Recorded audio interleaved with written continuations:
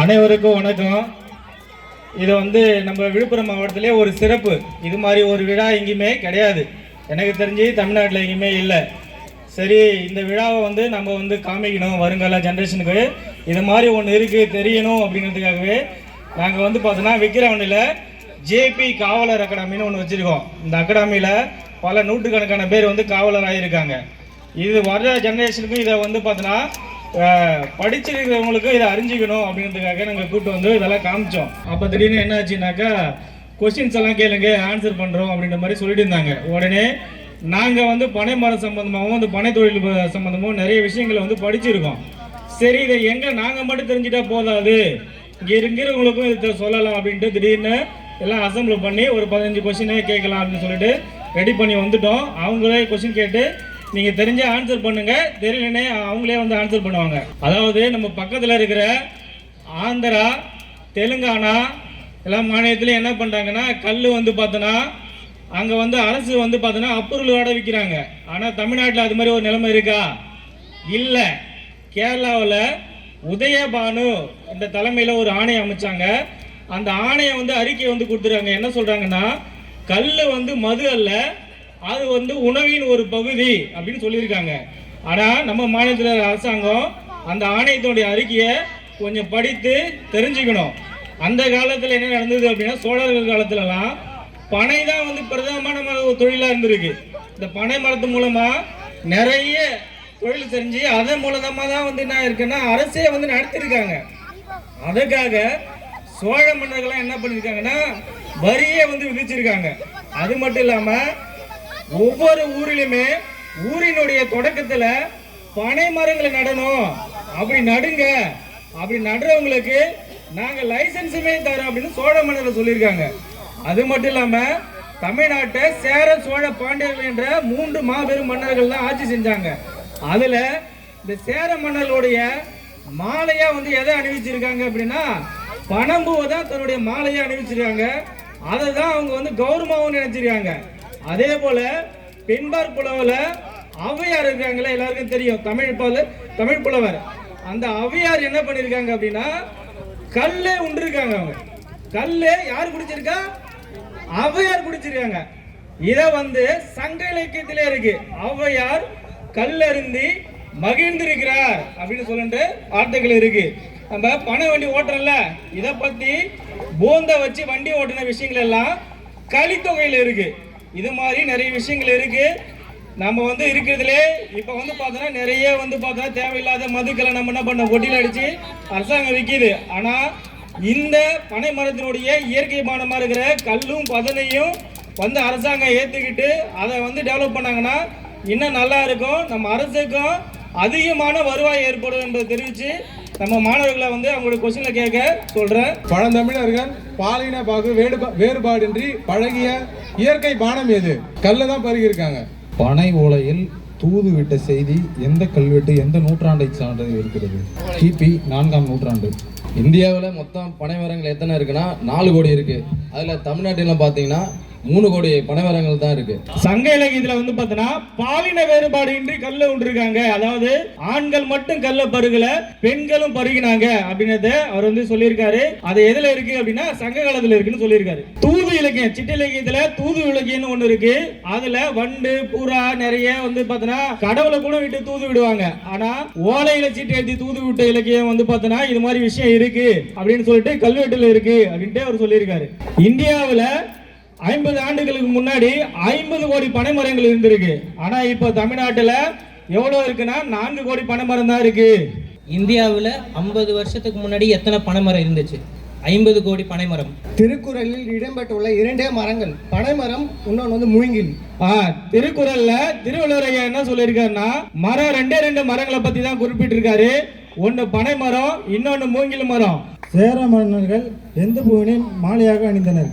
சேர மன்னர்கள் எந்த பூவை மாலையா அணியது அவங்க பெருமிதமா ஒரு கௌரவமா ஒரு அந்தஸ்தா கருதுனாங்க அப்படின்னாக்கா இந்த பனம்பூவால் செய்யப்பட்ட மாலை தான் அப்படின்னு சொல்றாங்க. அவர் தம்பி சொன்னாரு இந்தியாவில் மொத்தம் 50 கோடி பனைமரங்கள் இருந்துச்சு சொல்லிட்டு. 50 ஆண்டுகளுக்கு முன்னாடி 50 கோடி பனைமரங்கள் இருந்துச்சு சொல்லிட்டு. வெள்ளையர்கள் ஆட்சி காலத்தில் தமிழ்நாட்டில் மட்டுமே 50 கோடி பனைமரங்கள் இருந்திருக்கு, இந்தியா முழுக்க இல்லை. மகாராஷ்டிராவில் 60 கோடி பனைமரங்கள் இருந்ததா வெள்ளையர்கள் வந்து ஆவணப்படுத்தியிருக்காங்க. இன்னைக்கு தமிழ்நாட்டில் 5 கோடி பனைமரங்கள் இருக்குதுன்னு சொல்றாங்க. ஆனால் அதுக்கான புள்ளி விவரங்கள் என்ன இது வந்து எப்படி கண்டுபிடிச்சாங்கன்னு தெரியாது. இது வரைக்கும் கணக்கெடுப்புலாம் இது நடக்கல. ஆனால் அதிகமாக இருக்கிறதுக்கான வாய்ப்பு இருக்குது. பயன்படுத்தப்படாமல் இருக்குது நிறைய. இன்னொன்று, பனை வந்து புல் வகை தான், மர வகை இல்லை. ஆமாம், உள்பக்கம் சோறும் வெளிப்பக்கம் வைரமாக இருந்துச்சுன்னா அது வந்து புல் வகை. வெளிப்பக்கம் சோறும் உள்பக்கம் வைரம் இருந்துச்சுன்னா அது மர வகை. இதுதான் நமக்கு சங்க இலக்கியங்கள் சொல்கிற அந்த மரபு இருக்குது. ஆமாம், ஐயா சொன்ன மாதிரி சங்க இலக்கியத்திலே வந்து பார்த்தோன்னா பனையும் மூங்கிலுமே புல்லினம்னு இருக்கு. ஆனால் அரசாங்கம் வந்து என்ன பண்ணிட்டாங்க அப்படின்னா மூங்கில வந்து புல்லினமாக அறிவிச்சிட்டாங்க. இன்னும் வந்து பனையை வந்து கெசட்டில் இன்னும் அறிவிக்கல.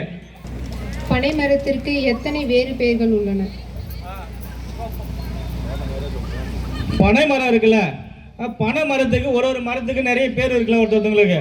அது போல பனை மரத்துக்கு எவ்வளவு பேர் இருக்கலாம்?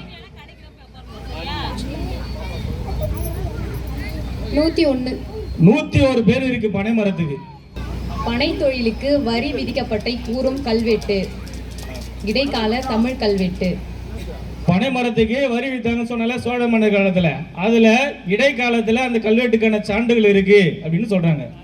ஊர் எல்லைகளின் ஒவ்வொரு ஊரினுடைய தொடக்கத்துல பனை மரம் நடுங்க, அதுக்கு நாங்க லைசன்ஸ் தரோம் அப்படின்னு சொன்ன மன்னர்கள் யாருன்னா சோழ மன்னர்கள். ஏன்னா மிகுதியான வருவாயே இந்த பனை தொழில தான் கிடைச்சிருக்கு.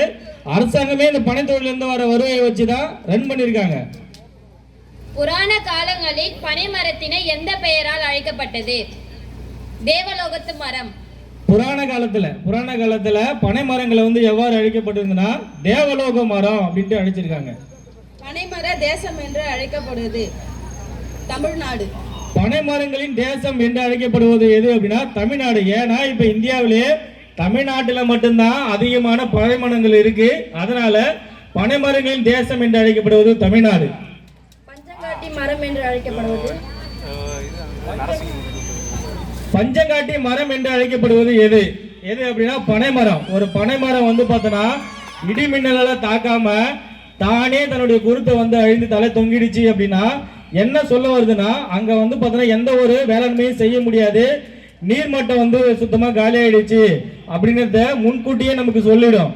அதனாலதான் அது வந்து பஞ்சங்காட்டி மரம் என்று அழைக்கப்படுகிறது. திருவள்ளுவர் அளவில் பெரியதை எதனோடு குறிப்பிடுகிறார்? பனைமரம். திருவள்ளுவர் வந்து பார்த்தோன்னா அவர் என்ன சொல்றாருன்னா பெரிய ஒரு விஷயத்த வந்து எது கூட ஒப்பிடுவோம், நம்ம ஏதாச்சும் பெருசா ஒரு கூட தானே ஒப்பிடுவோம். அதனால உருவத்துல வந்து அவர் எதை சொல்றாருன்னா பனை மரத்து கூட தான் வந்து எல்லாத்தையும் வந்து ஒப்பிட்டு இருக்காரு. அதனால திணைத்துணை நன்றி செய்யணும், பனை துணையை கொள்வார் பயன் தெரிவார் அப்படின்னு இருக்காரு. அது மட்டும் இல்லாம ஊரின் நடுவே ஒரு பயன் மரம் இருந்தா அந்த ஊருக்கே பலனு அப்படின்னு சொல்றாங்கல்ல. பயன் மரம் என்று சொல்றது வந்து எதை பத்தி சொல்லுது அப்படின்னா பனை மரத்தை தான் வந்து பயன் மரம் என்று குறிப்பிட்டிருக்காரு திருவள்ளுவர். அந்த அளவுக்கு எல்லாத்தையும் வந்து பயனுள்ளதா வந்து மற்றவங்களுக்கு கொடுக்குது. அது போல அந்த ஊர்ல நடுவுல இருந்தா எல்லாருமே அதனால பயன்பெறுவாங்க. நாமளும் வந்து பார்த்தோன்னா நாமளும் நிறைய உதவிகளை வந்து மற்றவங்களுக்கு பனை மரத்தை போல செய்யணும், பயன் தரணும் அப்படின்ற நோக்கத்துல அவர் சொல்லியிருக்காரு. ஏழைகளின் கற்பக விருட்சம் என அழைக்கப்படுவது பனைமரம். ஏழைகளின் கற்பக விருட்சகம் என்று அழைக்கப்படுவது எந்த மரம்னா பனை மரம் தான். பனை மரம் தான் ஏழைகளுக்கு தேவையான எல்லா விஷயங்களும் கிடைக்குது. நாங்கள் எங்கள் பிள்ளைங்கிட்ட கூட என்ன சொல்லுவோம்னா அங்கே போனால் முடிஞ்சா கிடைச்ச கல்லை வந்து பருகி பாருங்க, அதில் நமக்கு தேவையான இரும்பு சத்துலேருந்து நமக்கு தேவையான கால்சியம் பாஸ்பரஸ் எல்லாம் இருக்கு. பதநீர் குடிங்க, அது உடம்புக்கு மிக மிக நல்லது. தேவையில்லாமல் நம்ம ஏதோ ஆங்கிலேயர்கள் விட்ட பானத்தை எல்லாம் நம்ம இன்னும் பருகிறோம்.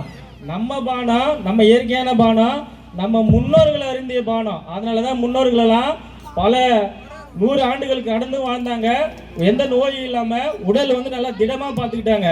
அது மாதிரி இப்போ ஒரு நிலைமை இருக்கா? இல்லை. ஏன்னா நம்மளுடைய இயற்கை பானங்களை நம்ம விட்டுட்டோம். நீங்கள் எல்லாரும் என்ன பண்ணுங்கன்னா இயற்கை பானத்தை முடிந்த அளவு பருக பானுங்க, தேவையில்லாத ஆங்கிலேயர்கள் விட்ட பானத்தை அயல்நாட்டு பானங்களை தவிருங்க என்று சொல்லி வாய்ப்புக்கு விடை கொடுத்த ஐயா அவர்களுக்கு நன்றியை தெரிவிச்சுக்கிறேன். நன்றி.